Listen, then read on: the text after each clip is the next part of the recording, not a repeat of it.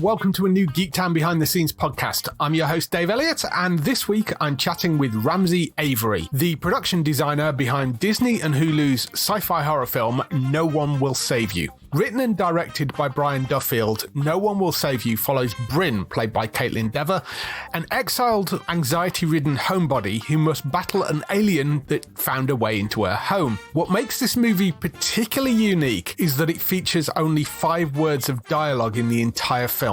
This made Ramsey's job an interesting challenge, as he needed to help showcase all the unspoken storytelling through his production design. That meant that his sets and designs had to be intricately planned and executed to make up for the lack of words, and to use the world around the main character to explore everything from who Brynn is and her backstory to the reasoning behind her choices and her relationships with other people in the town, whom she only has a single non-verbal interaction. It's a really fantastic little film, and if you're in the UK, you can catch it right now on Disney Plus, or in the USA, you can find it on Hulu. In the interview, we not only discuss Ramsey's work on No One Will Save You, but also his impressive back catalogue of projects, which include things such as the first season of The Lord of the Rings, The Rings of Power, Minority Report, which was a fabulous movie with some incredible production design, Star Trek Into Darkness, and the brilliant Team America World Police. He's also worked on projects such as Guardians of the Galaxy Volume 2, Spider-Man Homecoming, and also on the upcoming Marvel's Captain America Brave New World. Plus, he's designed a bunch of theme park attractions as well, including the Avengers Campus at Disney's California Adventure. He's clearly a guy that knows what he's doing. A lovely, lovely person to chat to as well. I really, really enjoyed this conversation. And if you'd like to hear more behind the scenes interviews, don't forget to subscribe wherever you get your podcast by searching for Geektown Radio. This also gives you our weekly Geektown Radio podcast, which brings you all the latest TV, film, and gaming news. You can go to the website at geektown.co.uk for daily news stories and all the latest UK and US TV premiere dates. Here's the interview with production designer Ramsey Avery. Thank you for coming on and spending some time to chat about your work and your projects and things. Sure. I'm a huge fan of so many of the stuff that you've been working on, and the movie as well, which we're mainly on to talk about, No One Will Save You, which I watched a couple of days ago because it's on Disney Plus in the UK. Oh, okay. Because it's Hulu in the US, and Hulu, we get any of the Hulu content, the Disney-owned Hulu content, we get on Disney Plus here instead because we don't have Hulu. I watched all of that. It's a really, really interesting film. Oh, cool. So before we come to that, though, could we do a little bit of background about you and how you got into production design? Because I noticed on your website you're an astrophysics major, and I always find it fascinating how people end up in production design, because they seem to come from so many different backgrounds. Nobody seems to plan to go into it. They sort of like, oh, this is a job, and then you kind of fall into it. Yeah, I grew up, my dad was a science teacher, my mom was a math teacher, so I kind of grew up just loving sciences and mathematics. It just was the world I lived in. And I always imagined that I was going to be, well, first as a paleontologist, and then I was going to be an exobiologist to figure out where aliens were and how they might live. And then I ended up in astrophysics because I always wanted to figure out how things started. I really wanted to know how the universe started. And that's still kind of an underlying drive that I have, is how do things begin? What's the basis of everything? But I picked up the theater bug in junior high school, middle school. And when I got to college, I got cast my sophomore year in a play. And I realized I really, really loved theater. And I had an uncle who was a relatively famous astronomer who lived in California, who was also very fond of opera and theater. So I gave him a call, and he basically said, there is no money to be made in astronomy, and there is no money to be made in the theater. So how do you want to spend the rest of your life not making any money? It's like, well, when you put it that way, I might as well do the thing that I really love, being with a lot of people who are doing the same thing, which was theater. So I switched my major over. My GPA got challenged immediately. It turned out that, doing mathematics and physics when it was all kind of logical was very straightforward. When trying to do something emotional and subjective in theater. It was a whole different thing. So kind of rejiggered how I viewed the world, and kind of never looked back, actually. I mean, I still kept a math minor. I still read science articles, and, it's like, that's all. I do like the way that all works. And when I got through college, and I went to figure out where I was going to go to grad school, and I interviewed on the East Coast and got an offer for a directing program. And I interviewed on the West Coast and got an offer for a production design program. And being from Wyoming, the East Coast in New York City sounded a little terrifying. So I went to the West Coast in California instead, and managed, when I finished that degree, to get a job working on a sitcom literally the day after I graduated. Wow. So I just kind of moved into that world, still thinking I was going to be a theater designer. But the more time I spent in television and then in commercials and then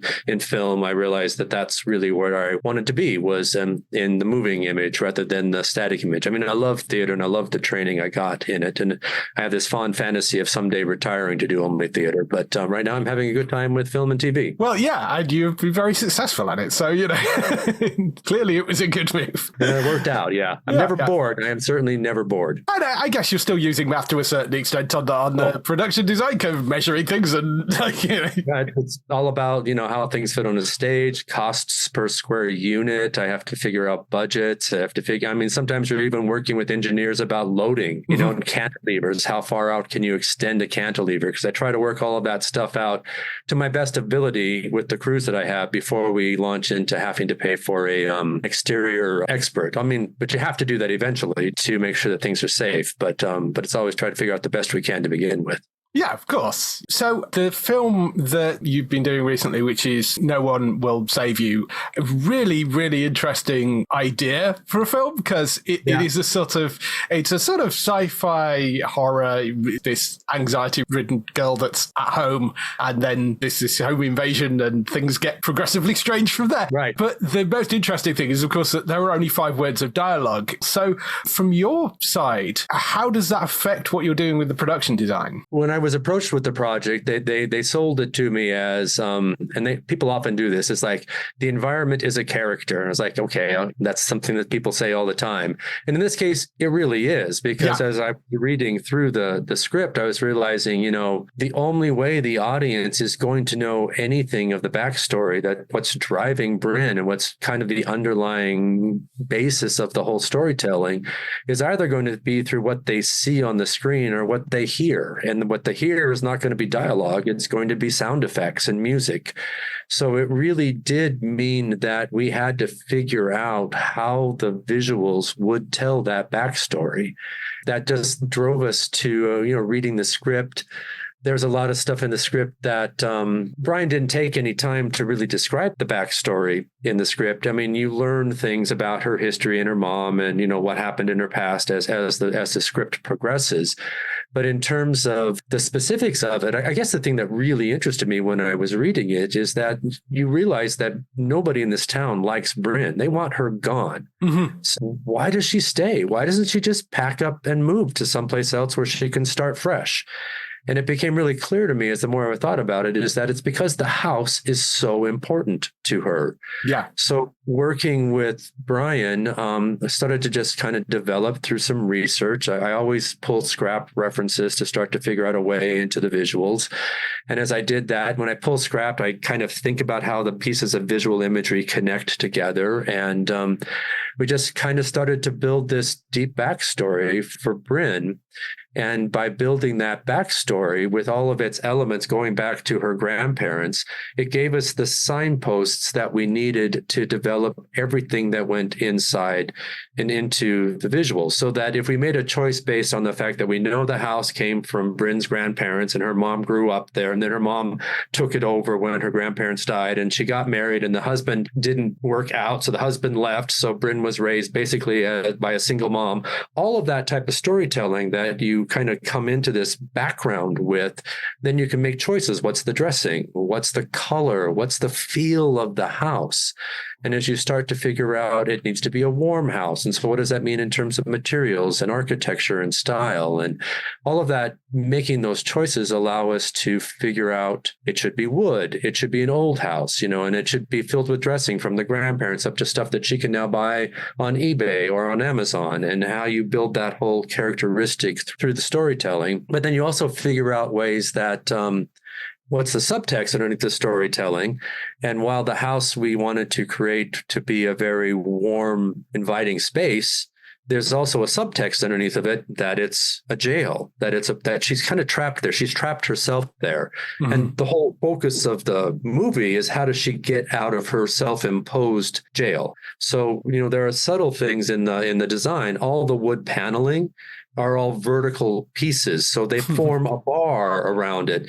The window blinds are done with horizontal slats. So the light that comes through is in bars, again, like a jail. I mean, even the wallpaper in the kitchen is based on a chain link fence pattern. So her whole house, even though it's got these warm country vibes in it, still tells you that it's a cage. Yeah. So it's just thinking through those types of processes is how we work together from a backstory to particular choices to be able to tell the audience what it is we want them to learn. Yeah, I mean, the house set where, a lot of it takes place in that house set, and it's a really intricate design and setup, and there's a sort of magical element to it, in the way that there's, the lights are everywhere, and it's the sort of jail thing that you can tell there's something slightly off, and you might not spot exactly what it is, but I can see how that works with that.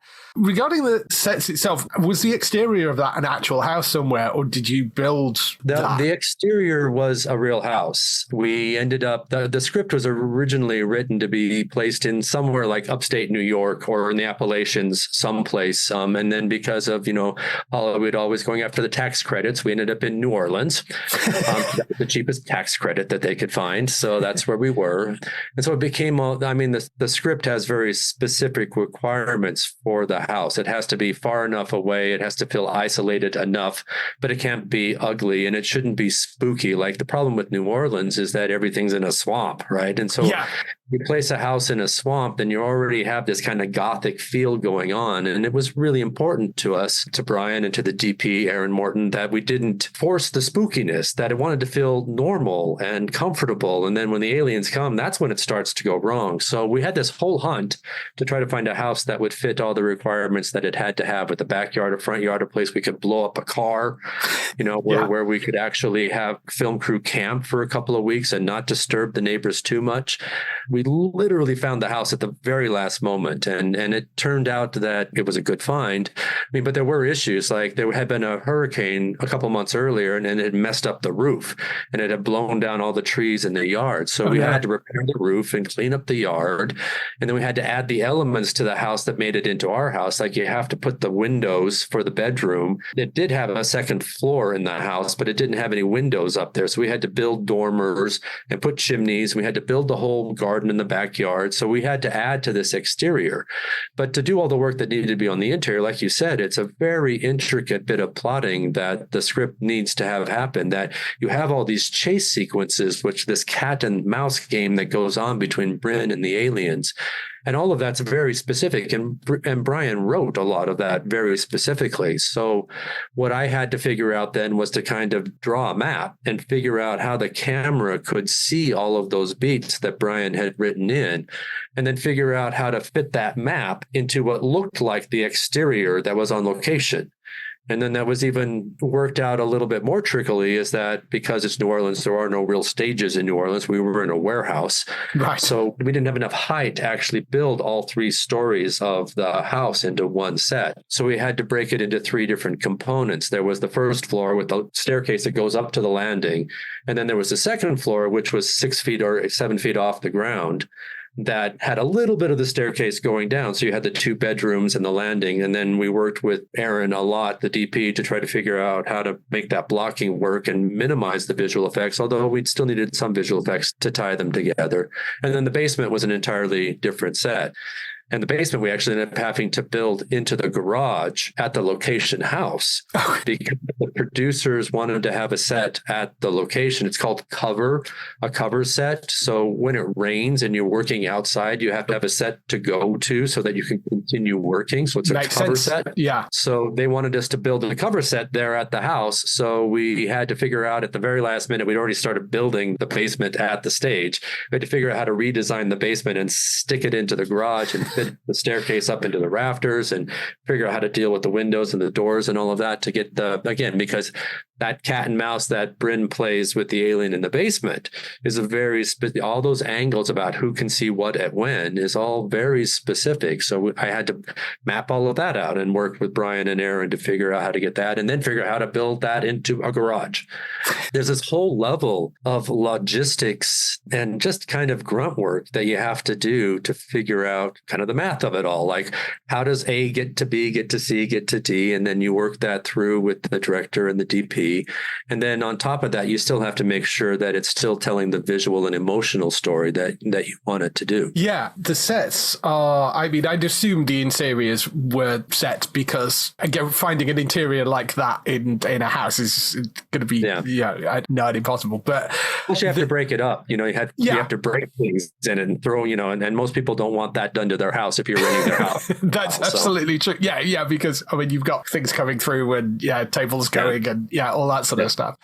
In terms of the dressing of it as well, I mean, you've got the sort of townscape thing that she's building, which I thought was an interesting, quirky sort of little extra bit. And then you've got lights literally everywhere in that set as well, it seems. Were there any particular favorite parts of the set for you? Well, actually, I really did like that birdhouse village. That was a really fun challenge. In the script, it was a moment Brian wanted to have something that Brynn could do with her mom that related back into history. And he wanted to have the metaphor about how she was building a perfect little town, right? So that she could kind of project herself into the town. Yeah.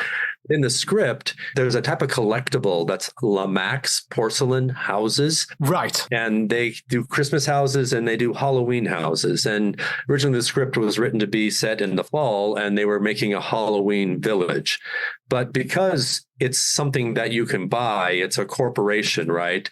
And in the movie, we destroy it. And not only do we destroy it, we use part of it to kill something. Yeah. So the legal department at Disney said, yeah, no, you're not going to use it. So I was digging through my research and I ran across these I was looking for crafty kinds of things in the research and I ran across birdhouses. And I thought, well, that's kind of like, it's almost an on the nose metaphor for Brynn that she's kind of in a birdhouse. She's in her place where she can nest. It's charming. It's cute, but you got to leave the birdhouse at some point or the other. And I thought, well, let's change out that Lamax thing for birdhouses.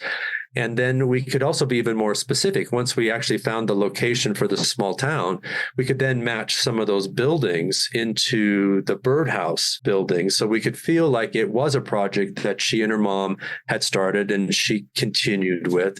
And she really was building the perfect town that she wanted to build. And I loved all the little detailing. And that's kind of the type of stuff that when I can get that much visual depth into a design piece and there's that much emotional and backstory that goes into it. And every choice in there relates to something specifically we want the audience to feel. When we can do that successfully, I love that. It's something I try for. You can't do it all the time, but when you can make it happen, I love when that happens. Yeah, the film has some really interesting stuff throughout, particularly that house set. It's one of those things that she's just like rampacked wherever you look in the picture. There seems to be something just interesting and different going on, which I really, really loved with that. And part of that is, I mean, we had one decorator, John France, who got ill, and then we had very short prep, so he got ill. Then we had to hand it off to another set decorator, Claire Sanchez, and she picked up the ball and just ran with it. So, but they're both thinking within that background story that we set up, right? Mm-hmm. And they're also, everybody's working together collaboratively to say, this is the type of emotion and backstory that we want to convey. And then talking to Aaron, the DP, about where he's going to point the camera so that we know where to emphasize, where we make the choices of really to emphasize the dressing to tell the most story we can in those places. So it's all about everybody working together and talking the entire time to get that effect that you described about when you look, you're not actually seeing everything in the set. There are parts of the set that you barely see. And we knew that. So we actually put the concentrated work that we wanted the audience to see when we knew where the camera was going to go. Then that's where we concentrated our work on. Yeah, totally. I mean, it looks stunning. It really does. And you've got outside of the house, there are a few other areas like the town, the high street, that sort of thing. Do you want to talk a little bit about your work with those sort of things? I mean, were they sets? Were you just dressing? It wasn't a low budget project, but it was definitely a lower budget project. So we did have to rely on locations, and we had to rely on locations. There's a thing called the zone. And what the zone is that when you plop your production down in your offices, are usually near the stages, and then you're given 30 miles in a big circle from that center point, and you're supposed to keep everything within that zone. So any location that you want to go to, you're supposed to put it within that zone. And if you don't, then there's an additional cost. You have to pay for your crew to travel, or sometimes if it's far enough away, you have to pay for them to be overnight. You end up losing time with your actor because your actor is door to door. So when your actor has to drive an hour to get to someplace, you're actually losing 2 hours of shooting time with the actor. So again, all those logistics that you don't think about that go into making a movie. So trying to find all those locations within the zone and not have it look like New Orleans, because we didn't want the audience to feel we were in Louisiana. We wanted to feel like you could be kind of anywhere in America. Mm-hmm. It was a big hunt to find those locations. And in the long run, we found most of them like just right outside the zone, because again, when you're in New Orleans, it's all swamp. You can't to get to it but that town is actually within the zone. So it was like you could get to the town within the zone, and the town was willing to let us kind of park there for a little bit. And we shot the beginning of the movie, and we had to turn the town, had to get rid of the things that said specifically that it was in Louisiana, and had to replace it with things that made it feel like it was anywhere in America. There's legal things that you can't show, national brands, that kind of stuff. So we had to replace some of that type of stuff. And then we had 4 days to turn it around into the end of the movie. So that was like a lot of careful planning as well, because we did part of the thing that we did with Brynn is we talked about how we Brynnified things, or there was a Brynnification. And that was that idea that Brynn was crafty and she was smart and she wanted things to be cozy. And so that's what she did with her house. She did all that paintwork on the inside of the house to bring the florals and the craftiness inside of the house. And then we wanted to convey that when the town kind of accepts her, that the town gets Brynnified. So we did all of that paintwork and redressing in the town. Another thing that we did throughout the whole movie was to make that last moment as powerful as we could and to say as much about Brynn as we could. We only allowed flowers at either Brynn's house or the 2 graves where Brynn has a direct relationship with. Yeah. Everywhere else in the movie, we took out the flowers, including those 2 graveyards. We had to hide or cover up all the flowers. The graveyards, there's normally a lot of flowers. Yeah. So that was another thing that we just made choices along the way. And then that's the kind of thing that as you're looking at the locations, you're trying to find what are the things that continue to tell the story? I mean, we had to get a bus. And then when you get a bus, you have to put all the graphics on the outside of the bus. You have to rent the bus. You have to change the graphics. You have to tell the story of where that bus is and where it's going. And all of those things are places where you get to make a choice about the movie. We made the graphic on the bus about this trail leaving the town, right? So the graphic is telling the same story that Brynn is trying to do. She's trying to get away. So it's like all of those choices that you make support the story. It's really interesting, sort of little bits of almost subliminal storytelling with everything that's going on around it, which helps support the lack of things that you would normally get through dialogue, which, I mean, it's a really wonderful film. And I very much enjoyed it because I went in it not knowing anything before. Cool. That's great. That's the best way to go to it. Yeah. Yeah. So I just went into it completely blind, other than the tiny little thing that they sent me about it. But that was it. And so it was really, really nice to watch it. The only thing I really knew was it had had very little dialogue in it, and it was, that was it. So it's a really, really lovely little film, and I'm glad it's sort of out on Hulu and Disney Plus, so people can go and find get to it. Yeah, go and find it quite easily as well. It is a bit of a bummer that it didn't get to play in theaters, mostly because the sound design is so good. And again, that's the other part of it that helps tell all the story is the sound design. And you get people's home settings aren't normally as good as a theater, right? So it's really great if you hear it in a theater. All that, there's a brilliant bit of sound design. And that's part of the stuff that you wouldn't think about, but production design has to support the sound design as well. Like there were things that Brian wrote into the script about the sound the alien makes as it's traveling across the floor. Yeah. And what stops making that sound. So you have to think about, okay, we need a hardwood floor that makes that particular sound. And then this carpet so that he can stop making that sound. And even rooms that are softer or more live, like the kitchen needed to be a live room with hard reflective surfaces and things that could bang around so you could get all that drama when the alien's chasing her through. But the secret bedroom wanted to be a soft room so that she could hide in there and not feel like she was making noise. So you want to fill that room with fabrics and things that allow the room to deaden the sound in there, all those stuffed animals there. So the production design is supporting all of that sound work as well. And we didn't have the sound crew on to start off with, so I didn't get to really talk to them. I just worked that out with Brian, but they were really happy. They told us that they were just because the rooms made the right sounds. They were really happy with. Yeah, I was watching through it because, I interview a lot of sound people as well as, production people and all that sort of stuff. And so I do probably listen out for that a little bit more than maybe some people would. I was watching it thinking, wow, the sound designers and Foley artists are going overtime on working through this to make up for the lack of dialogue, and they're doing an amazing job with it. It's really, really good. I hope a lot of people pick it up and watch it on Disney and Hulu. It's a really lovely film. The alien side of things, I mean, I don't know, you went with a sort of traditional grey almost. I mean, that was variations of it, but were you involved in any of the process for that? Well, no, the aliens were mostly designed by the time I was brought on. So mostly what I had to think about was how the aliens fit into the world, like how the way that they move. And, there's the 3 different sizes of them, and designing that whole outdoor chase and how big what we call the daddy long legs alien was, and how you could design a space to hide him and reveal him, and the things that he had to crash through, and how could Brynn hide, all of that stuff, because we were working with the scale and the way that the thing moved. That was a whole series of discussions between, again, with camera and with the visual effects team. So we could talk about how they were going to animate all of that moving through there. And then with special effects, so we can break things on camera that there's nothing there really to break it, right? There's no alien. So how's the special effects team going to break things that can then be interacted with the visual effects later on? So all of that is, it's all, again, a series of conversations.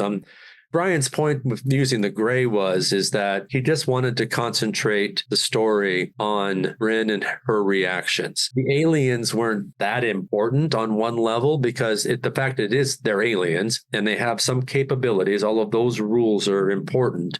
But he didn't want the audience to have to think about the alien. So if you design the alien in a way that we all kind of expect an alien to be, then that just takes a little bit of work off of the audience's mind. Like, oh yeah, that's an alien, and I don't have to think about it.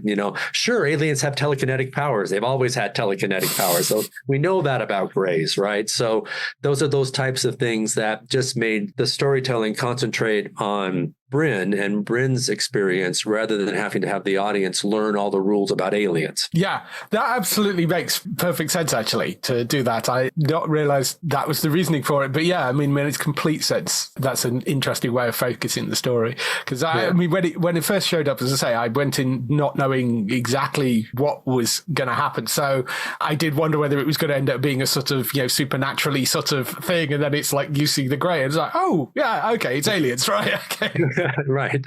Very, very much enjoyed it. I know you've worked on a couple of other things as well, which I'd like to cover. Rings of Power, of course, was another big thing that you worked on. I know the second season's coming out fairly soon. Were you on the second season? Because I know they moved the production, didn't they? So yeah, no, that's one of those things, when Hollywood goes chasing tax credits, then things all get messed up, well, not messed up, they just change, right? So that we were in New Zealand because, of course, Middle Earth is in New Zealand, but in the long run, it ended up being cheaper for Amazon for all kinds of reasons to go to the UK. So packed up everything to the UK, and then they wanted to look, because they didn't want to have to pay for foreigners to come in London.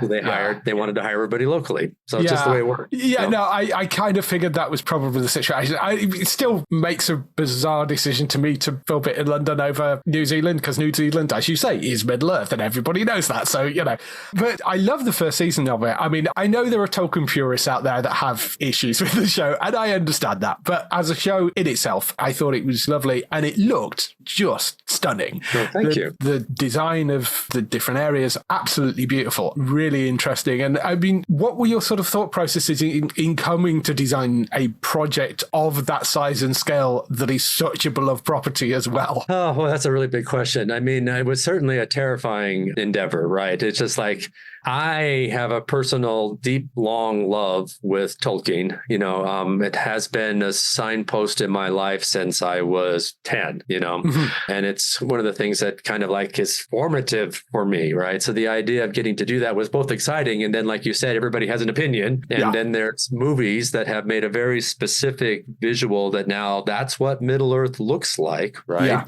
Plus, I grew up, I've always been interested in art and illustration. So I grew up looking at what when I grew up, Middle Earth looked like the brothers Hildebrandt. It didn't look anything like John Howe and Alan Lee. It looked like the brothers Hildebrandt and then Ted Naismith, so that there's this whole series of different ways that I grew up with Middle Earth looking and how it looks now and the expectations of people taking on that. All of that was just, it was kind of like, oh my God, but there is a process that's still the same. There's still a story that you want to tell. There's still characters moving through a world and the audience going with the characters. And as the audience perceives the world that the characters are in, you still want to do all that same stuff that we did in No One Will Save You, is that you want to figure out what the backstories are. You want to figure out how to tell that backstory. And then you figure out what those rules are and then you make the choices based on that. There were things like, for the Southlanders, per se, so bunch of humans somewhere in the south of Middle Earth, what's their story? And, we don't know that. And Tolkien doesn't tell us a lot, but he does tell us. I mean, there's a lot of words. Tolkien wrote a lot of words, right? Yep. And there's like 11 volumes of everything he ever wrote that's been collected. And when you read that or you read through that, it contradicts itself. I mean, there's a reason why Tolkien only published what he published, because that's what he felt was the real thing. Mm-hmm. So when we go look at these other words and we try to figure out what it was that he was trying to say, he contradicts himself all the time because he's working through it. Mm-hmm. He's making different decisions as things come to him over time. So we kind of have to pick those elements that make the most sense in terms of the story we're trying to tell.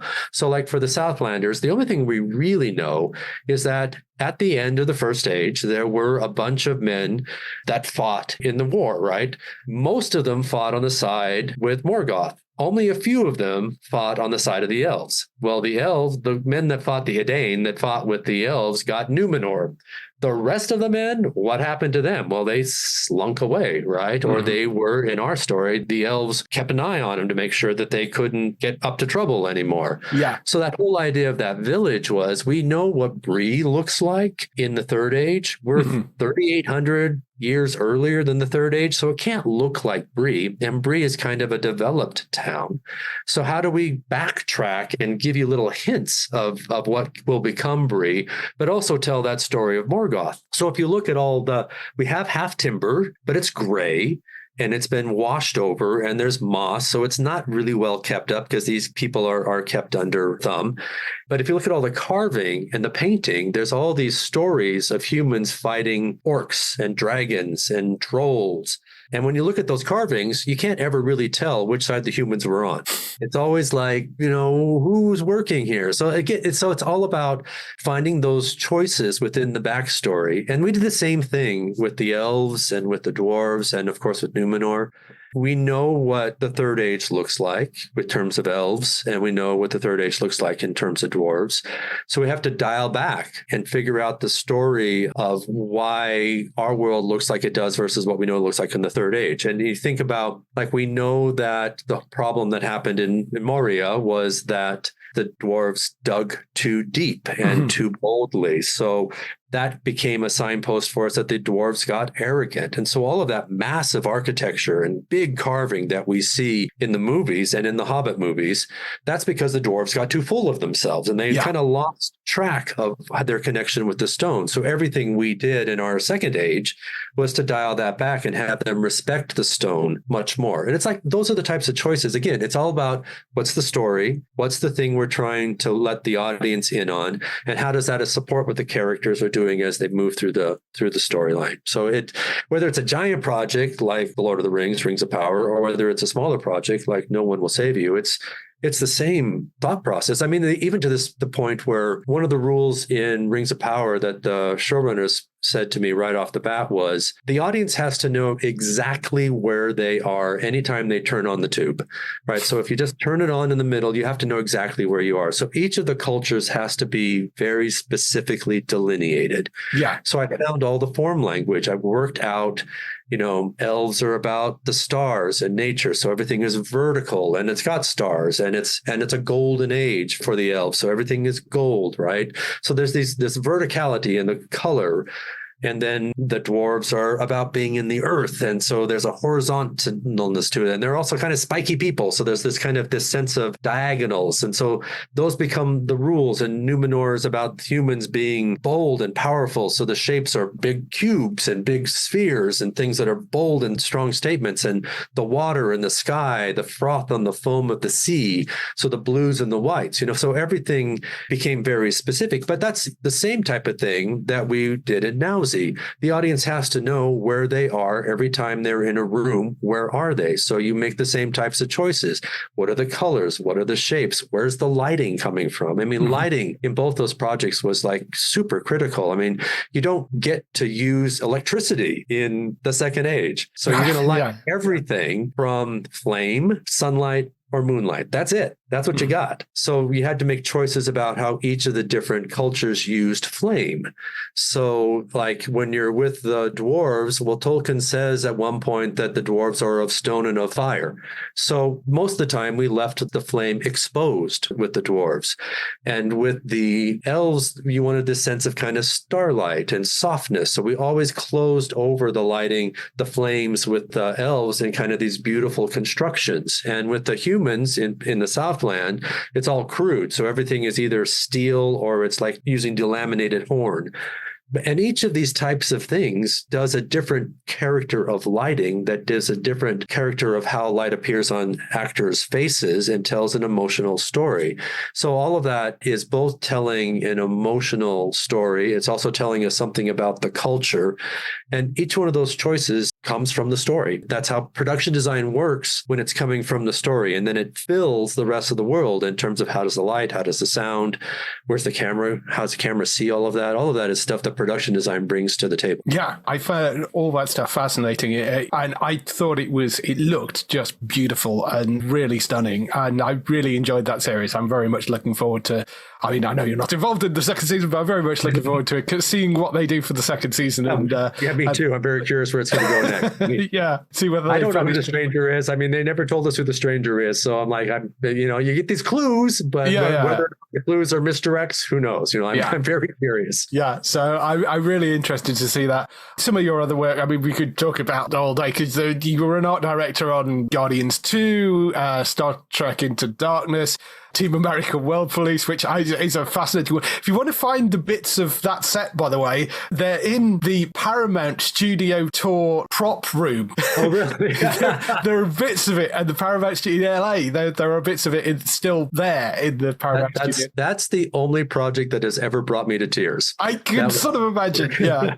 That was a really tricky project to do, but certainly paid off in the end. It's a really, really fun project. It's a phenomenal fun film, even though I know from the stories I've heard things were somewhat tense at points between the guys behind the scenes. And I mean, stop motion anytime is going to be incredible hard work. So it's an incredible film. And you did Minority Report as well. You worked on that, which has some fascinating design work in it because it's all that slightly near future. That side of stuff I thought was incredible. That's one of the ones that was kind of, I mean, my theater background is always about finding that story. That's one of the things you learn in theater because you have to, you can't put everything on stage for the audience usually. So you have to figure out how to fill in the blanks for the audience in theater. So that's kind of where I come from. But one of the things that really excited me about Minority Report working on that is that Spielberg hired a futurist and he was really wanting to honor all of Kubrick's emotional characteristics that Kubrick was going for in the original storytelling. But he also wanted to make sure that the world of the story felt honest. So he had hired a futurist, and we spent a lot of time working out very specific things, like I was responsible on that movie as an art director for all of the underworld stuff, the chases that happen in the underbelly of these, and the swamp where the motorcycle chase happens and all that kind of stuff. But even the elements of trying to figure out, for example, how to get the spiders to go find Tom Cruise in that tenement set, the whole idea of how they would crawl through pipes and all of that, that was a whole thing that we worked out with the futurist in terms of how you might, in the near future, try to keep a bioengineered kind of cleanliness system into a place. And so all of those underlit channels in the ground are about delivering a system that puts antibiotics into the air and keeps everything going in there. So that's all of those bits and pieces were things that were very thought through. And that kind of really solidified for me the idea that story has to come from a real place. That when you make those things that come from a real, honest, thoughtful place, then it makes the world building specific and the audience can get into it much more easily. Yeah, the design across that film is one of my favorite films purely from that side of things because of that sort of near future stuff that they put in there from, how the cars work to even how the sort of, they're taking the drug things and they're sort of almost like kind of vape things that we have now to a certain extent, Right. And motion control, all of that stuff, that's like one of the things that was really interesting working on Star Trek is that when you go and talk to scientists, like we set the engine room on the Enterprise was actually a fusion reactor space in Livermore Laboratories. And when you talk to those scientists, you find out that so many of them have been inspired to do the work that they're doing because of Star Trek, right? Yeah. And that type of how we affect the world is just one of those things that we're really, I love how that keys into the thing. And the same thing with Minority Report, the whole gestural thing, everybody got excited about how to use gestures to control computers. And then a whole bunch of people watched that movie and went out and now we do it, right? They figured out how to do it because they saw it on Minority Report. Yeah. It's really interesting. Things like Minority Report and like, say, Star Trek, they're two things that sort of ends up becoming a chicken and egg thing of what inspired what, out of that. There's some great stuff that you've worked on and designs and things. And you also did the Adventures Campus for Disney California Adventure as well, didn't you? Which I have been to. Oh, wow. Cool. Yeah. And the Star Wars one on the other side as well. Galaxy's Edge. Yeah. The Adventures Campus is great. The Pym's test kitchen thing, I think, is just fantastic and just wonderful wandering around those places. I mean, that must have been a fascinating thing to get involved with building. Yeah. I mean, it's doing theme park work is very different. I probably spent about a third of my career doing theme park work of one sort or another. And it is very different because it has to stand, right? It's a real building. And you have real air conditioning and things have to fit to code, right? When I did the animation pavilion for Disneyland's resort area, one of the things that fascinated me about this is that it's all about the visuals, right? That space is all about designing big screens to be able to see. But even though you're designing an attraction for people to see, you have to design it for people who are blind. So like I wanted to do these canted walls in this space, but there's a limit that you can actually cant a wall, because if somebody's caning, they can't put the cane so far in that the wall sticks out further than the cane can go, right? So that those types of rules that you're designing for the space are just like, it's another layer of challenges you get to play with, to have to figure things out. But again, the same rules apply. I mean, everything in Avengers Campus came from a story that, back in the 40s and 50s, there was this experimental area that Tony Stark's dad set up, and everything falls out of that story. And all the choices that are made for each of those different places within there come from the same beats of that story. And even down to things like, if you look at the bolts that are holding together Pym's kitchen, they're different bolts than the ones that are holding together the stuff in Web Slingers, because they're different technologies from different people. And that thinking about how it's always about making those choices, that even if there's subtle choices that people won't even really acknowledge or be aware of, if you make all of those choices based on that story, then the world building becomes complete. Yeah, I mean, it's a really great area. I very much enjoyed wandering around that, and thought it looked fantastic. So should probably let you go in a minute. What's next for you? I mean, I know one of the things that's next for you, but we're not talking about that because I can always see the Marvel drone floating behind your head. I think we can say that you are doing Captain America Brave New World, but that's it. That's much. That's it. I'm not going to ask you anything about it. Anything else coming up? Is that taking up all the time? I've been working on this project in India. Actually, I've spent spent this last year working on this project in India. I spent almost 6 months in India. It's a movie of the Ramayana, which is fascinating. It's one of the foundational texts of Hinduism, and it's the story of Lord Ram, and it's just fascinating. I mean, I grew up understanding Lord of the Rings, right? So it's very easy to get my hand into that. I didn't grow up with Hinduism, so trying to find my way into that story was really challenging, but so rewarding, and the people that I got to work with are just spectacular. I just really enjoyed it. I loved the country. I loved the people. Very challenging project for all kinds of reasons. They don't make movies in India the way we do in the West at all.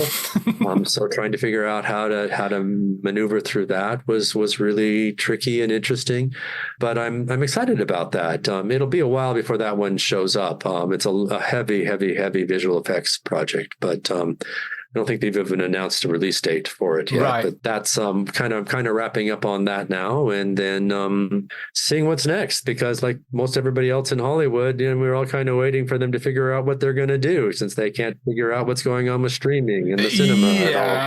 Yes, I know there is a lot of stalling going on right now. Yeah. Last couple of questions for you. First question is, what TV shows are you watching at the moment? Oh, what am I watching? I'm still in the middle of Ripley. I just finished Shogun and Fallout, and desperately waiting for the next season of Arcane. I'm so excited to see the next season of Arcane. I think the next thing I'm going to pick up is For All Mankind, because I have not seen any of that, and I've heard such good things about it, and a lot of people that I know and I really like worked on it. I'm very excited to see that one. Yeah, I mean, that is a superb drama. It needs a bigger audience than it has, but it's an absolutely brilliant drama. I'm glad it's on Apple, because had it been on like Netflix, I don't think it would have survived as many seasons as it has. Right. But not for any reason other than the audience.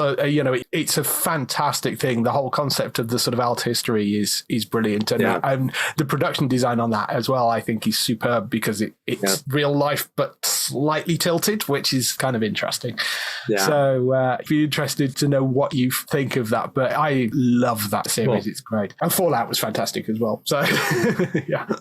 And lastly, if you had the opportunity to work on any TV series, something from the past, something present day, or some future genre maybe you haven't worked in yet, what would it be? I grew up in Wyoming. In fact, that's where I am right now, is in Wyoming. And I got to do a little bit of hiking yesterday here. And I really want to do Western. either. So, I mean, I wouldn't want to do Yellowstone. Like I said, I like where things start. Like, so how did we really, what's all the history that got us to where we are with, Manifest Destiny across the West and conquering all the stuff that went on in here. And what I love about those stories, the Westerns, when they're done well, is that they're these massive scope elements. You're in the desert or in the plains, or there's like this worlds that are huge, but it's all very intimate storytelling. It's always about a couple of people and their interactions with each other and the world around them. And that the specificity of that individual reaction within this broad environment. And it's where I grew up. That's something I'd really love to do one of those. Yeah. Westerns come up a few times. I think there is appetite for, certainly most of the production guys, for a resurgence of Westerns. Yeah. I've had little bits and pieces. I mean, there's the Billy the Kid series on Epix, I think, or MGM Plus as it is now. I suppose Hell on Wheels was Western-ish, sort of. But pure Western. It would be nice for somebody to do a full-blown one again. That would be nice. Yeah, that I would love to do. Yeah. Awesome. Well, hopefully something like that will pop up at some point. Thank you for spending time talking to me. It's been really, really lovely. I love the work. I love the film. I'm obviously looking forward to your future Marvel project as well. So good luck with everything moving forward. Thank you very, very much. We'll get to chat again sometime. Well, thank you. I've enjoyed it very much. Thank you. I really appreciate it. You're most welcome. Well, take care.